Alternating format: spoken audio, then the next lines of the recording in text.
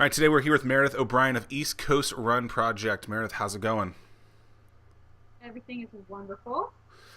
So you are in the world of adventures, let's say. Tell us a little bit about the East Coast Run Project. We are dedicated to building better athletes.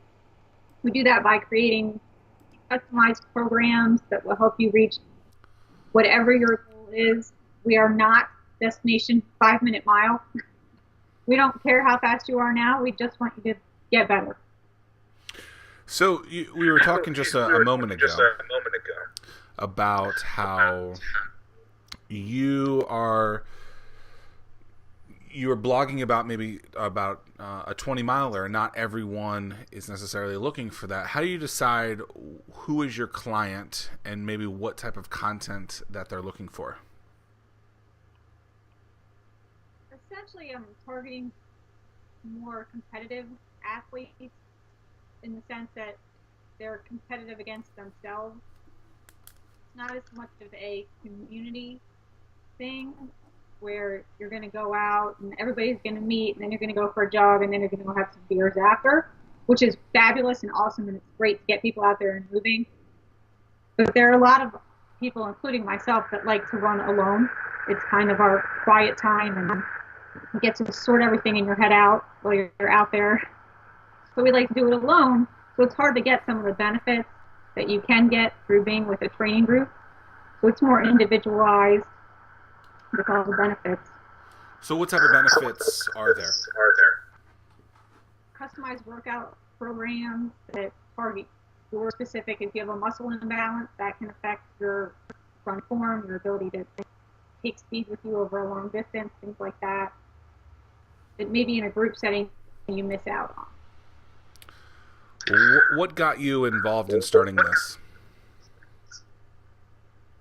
I had trouble because I've always been in the gym early in the morning with clients or in the afternoon. So it was hard for me to fit a lot of the group stuff into my schedule because that's when I would be with clients. So I had to figure out how to do it on my own and self-motivate, which on some days is pretty tough.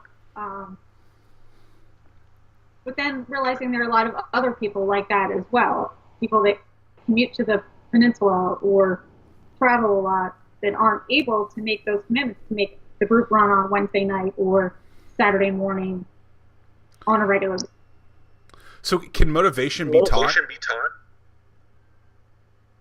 I don't know if you teach it. It's really more finding it. You have to find what drives an individual and what's going to help them get up on those rainy, cold mornings and say, right, the treadmill stinks, but I have one, so I might as well use it and get this done. So when someone is looking for motivation, what are some things just to get out of bed because it's raining or something like that? What are some of your techniques that you use to get them to keep going, even if they are a super athlete? Right. A lot of times it's looking at a bigger goal like, hey, I have to run 55 miles this week, and if I don't run today, I'm going to have to run 20 tomorrow, and I don't really want to run 20 tomorrow. I better get up and run 5 today. Or my last run was not the best that it could have been or wasn't that great, so I'm going to go out today and I'm going to fix it and I'm going to have a great run today. So it depends on the individual as far as what motivates that person. And sometimes it's saying, I had a really great workout last time, let's keep that going. Or it's avoiding more pain in the future by saying, I don't want to run 20 miles tomorrow, so I'm going to run 7 today. That's interesting. So it's kind of like business, where if you look at the big annual goal, which let's say it's $1 million, and you have to realize how much it takes to get to that $1 million, that can be difficult if you do it all in one day. But if you break it down into 365 days or 365 different pieces of that, it might be a lot easier for you to do that. Definitely a lot of small steps make big steps. So saying a workout done today is better than saying I did 15 workouts this month. yeah, so in if you were, let's just say $1 million is the goal, you only have to do 2,740 a day, which is still a lot of money, to hit that $1 million. And so obviously that number is significantly smaller. Tell us a little about when you're going through something tough. How does fitness help you kind of get through that, or mentally it kind of puts yourself back into the game? It's very meditative in a sense. Especially, I've been working with a program that talks a lot about using your breathing, keep your heart rate down, and help you focus. So when you're focused so acutely on getting that next rep or maintaining your pace for that next 300 meters, you're not thinking about anything else. And when you kind of let your busy mind and all the chatter go, you get a little bit of clarity. So it's nice to step back from everything. And then on the flip side, if you go out and run with a big group of runners, you're totally distracted and it's super social. And then you have some beers and you forget about everything. It's great. So a lot of people love working out. A lot of people love running, CrossFit, going to the gym, whatever. How did you decide that there was a business for you with this? I had run in middle school and high school, and then kind of got away from it in college, but my work-study job was actually at the Student Rec Center. And I started to get back into running a little bit more lifting, and then coming out of college, I took a year off and was managing a bar on Navy days. How I ended up here. And through there, I was working out with some Navy guys that were pretty intense. And like, well, this is kind of fun. And it helped me run better because my knee was getting more support from stronger muscles. And it kind of full circle that I was running and then lifting, and now I'm running more and lifting less. And then through CrossFit, there was the CrossFit Endurance program, and it really married two of the things that I was passionate about together. Mm-hmm. And from there, I branched into a bunch of different schools of thought and really expanded my knowledge base to develop a program that has worked for me that includes aspects of a bunch of different things. Interesting. So how do you acquire a customer? How do you find that someone is the right fit for you? Is it you go to the gym, you see someone that seems to be busting their tail? Are you doing, I know you do a lot of blog posts. What seems to work the best for you? A lot of it has actually been word of mouth more than anything else. Typically, I'll have clients do a clinic, and out of that group, it's usually an introduction to it, and they'll come back for more. That's a good way to they get their feet wet and realize, okay, I might be getting into something serious. Interesting. So word of mouth obviously is a huge thing, and whenever anyone can do that, it's a huge benefit for them because they don't have to spend as much money acquiring those customers. Of those that you find through the clinic, are you upselling them pretty heavily at the clinic that you do, or is it again kind of they are intuitively looking for something more and then they ask you about it? What's kind of the process that you've built for that?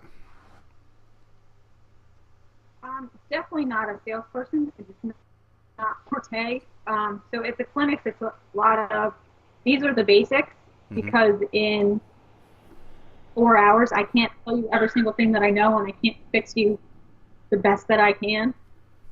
So take the information that I give you. You can research it on your own. You can practice on. If you have any questions, email. Really want these improvements, you need to come back and. Gotcha. How do you task your day? Actually, I've recently started kind of a morning ritual, and I'll get up, eat my breakfast, do about 10 minutes of yoga. I ride my bike to the gym, which is nice because I can kind of meditate and do some breathing while I do that. Go to the gym, train for a while, come home, check off all the things that are on my list. If I have a second workout, work out. Go to bed at 9 o'clock every night. What time do you wake up every morning? But I'm very anywhere between 5 and 5:30. So you're getting a decent amount of sleep, trying to get 8 to 9 hours of sleep. Yeah. How do you? So with that being said, you seem to have a pretty good regimen from tasking your day. How do you set a goal? In my business, I try to look forward and say, how can I help more people? And what are the steps to get there? Whether it's starting the midweek news series, or videos, or writing different content in my blog. And then on a personal level, say, okay, well, I've done X, Y, or Z, so what's the next step to push my body or my mental toughness beyond that? So will you? So personally, it sounds like you'll push yourself pretty heavily, but on the business side, are you willing to do that? Do you push yourself the same way, or definitely more on the personal side? I'm getting better at it on the business side. My issue is for a long time I didn't have a mentor or a model that I really wanted to say, okay, that's the kind of business I want to build. And so now I've found that, and I have more direction, and it's just a matter of figuring out what are the steps that lead me there, and sometimes they go off track, and sometimes I think, so it's a learning curve. So how did you find it? I actually kind of fell into it with, like I was saying before, being on the Navy base and then being here where there's some SEALs and that kind of stuff and more intense warrior type things. I actually found a program called SEAL Fit. Mm-hmm. At that point, it was in its infancy, and it's grown, and now there's an Unbeatable Mind Academy and all kinds of things. But I've really stuck with that program, not because when I grow up I want to be a SEAL, but because I have a lot of respect for what they're capable of doing. And I think if we all had a little bit more of that mentality, a lot more would get done in a shorter period of time. I was reading once where most of us quit at 40% when we hit something at 40%, but they have like 40% rule where, you know, there's so much more to give, and so they're taught that a lot, or something like that. So I totally agree with you on that. What is on your bucket list? I don't honestly really have one. I'm probably the only person ever that doesn't actually have one. I'm trying to run a half marathon in all 50 states. Got two left. There are a lot of things I'd like to do, but if I don't do them, it's the end of the world. At the end of the day, I'm happy, and that's really what matters. Yeah, I mean, bucket lists aren't for everyone. You know, some people just want to travel. Some people want their business to do better. I want to own an amusement park, so that's my bucket list, and that's pretty wild. Do you still talk to your best friend from high school? I do. How is the relationship there? Do you guys talk a lot, like every once in a while?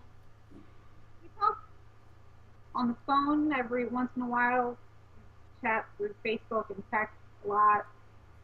She's actually just launched a company with her husband, and they went through a couple rounds of funding. It's called Ouchie. Check it out. Come App Store.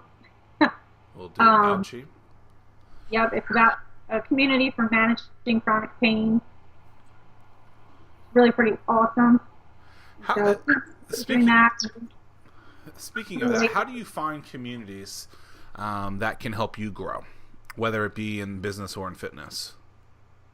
And how do you kind of vet them to make sure that it's going to be worth your time? Talk to people. If you say, this person's a competitive athlete and I like what they do and I like what they stand for, talk to them and find out where they're getting their information, who they're interacting with. Even on Twitter, if you're following whoever, Ryan Hall or Desi Linden, and they're following some coach you never heard of, well, maybe if they're Olympians and not, maybe you would want to get in on that. Right. And Asking a question can go so far, and I think oftentimes people want something and they never ask, and those people are willing to give up quite a lot just to have and create that relationship with them. Cool. Well, Meredith, I appreciate your time today. This was awesome learning a little bit more about East Coast Run Project. You guys can learn about them at ecrunproject.com. Meredith, have a great day, and thanks for being with us today. Thank you.